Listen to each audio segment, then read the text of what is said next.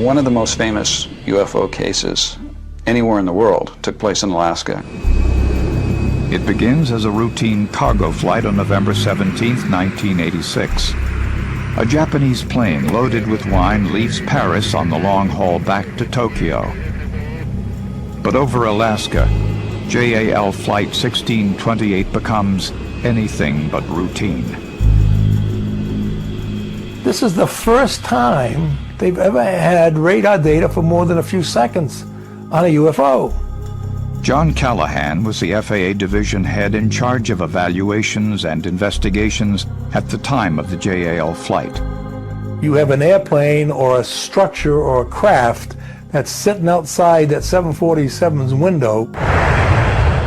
Just after 6 p.m., Captain Kenju Terauchi and a crew of 2 enter Alaska airspace for the second leg of their journey, heading for Anchorage. At the helm, Captain Terauchi has nearly 30 years in the cockpit.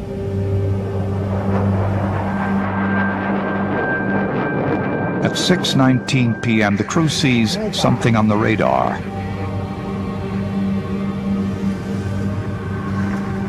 Unable to see another plane outside the window, they ask the control tower to identify it.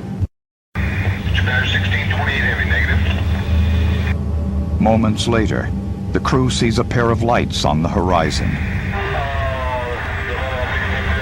Inside, we have 2 traffic in front of us, about a mile ahead.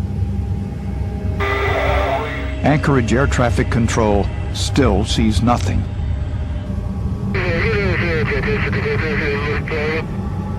Over the next 30 minutes of that flight, a variety of incidents and things occurred that made this flight the mystery flight of UFOs.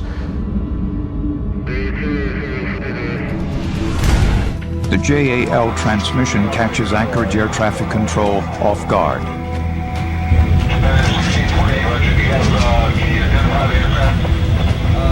We're not sure, but we have the traffic inside now.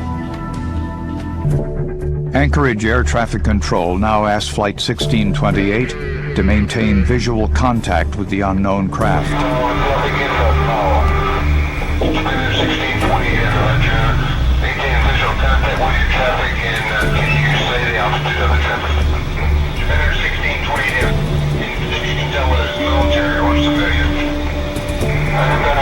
We cannot identify the type, but we can see the strobo lights.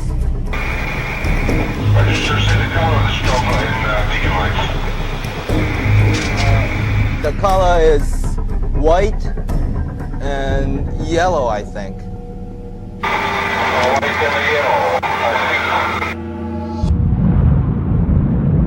It's quite a big. I think very quite a big.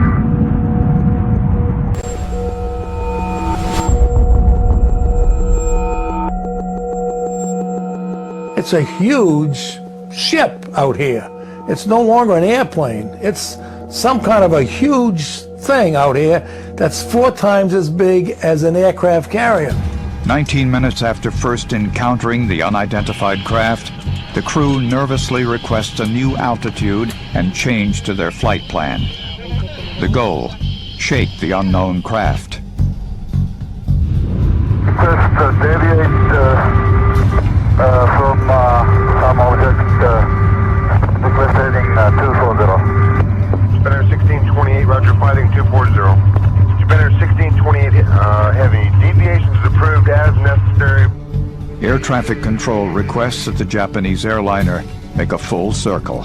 Japan Air 1628 heavy, so I'm going to request you to make a right turn 360 degrees, 360 degree turn, and advise me what your traffic does then.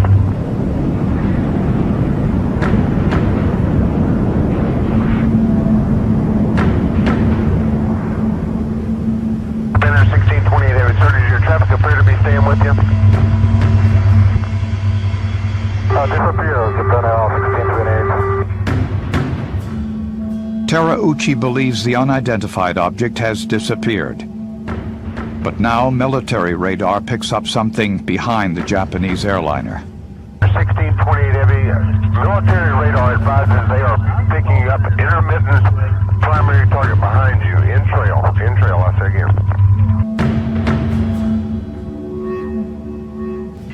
Traffic Control requests another jet close by, United Flight 69, to fly within sight of JAL and report any traffic.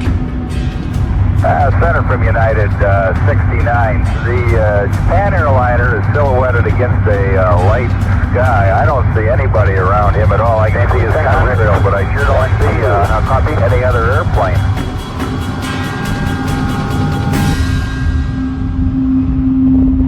But United Flight 69 is too late. The craft has vanished.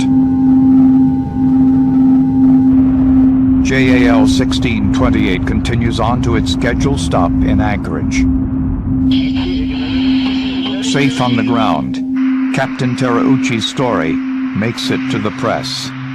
This sighting was made by an airline pilot with 29 years of experience. The Federal Aviation Administration in this country began an investigation, and it ended today.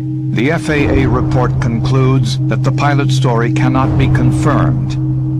They determine that the second radar image is actually an echo of the cargo plane. But former FAA Department head John Callahan believes the official reports are wrong. Callahan's division investigated the radar and cockpit recording from the JAL flight.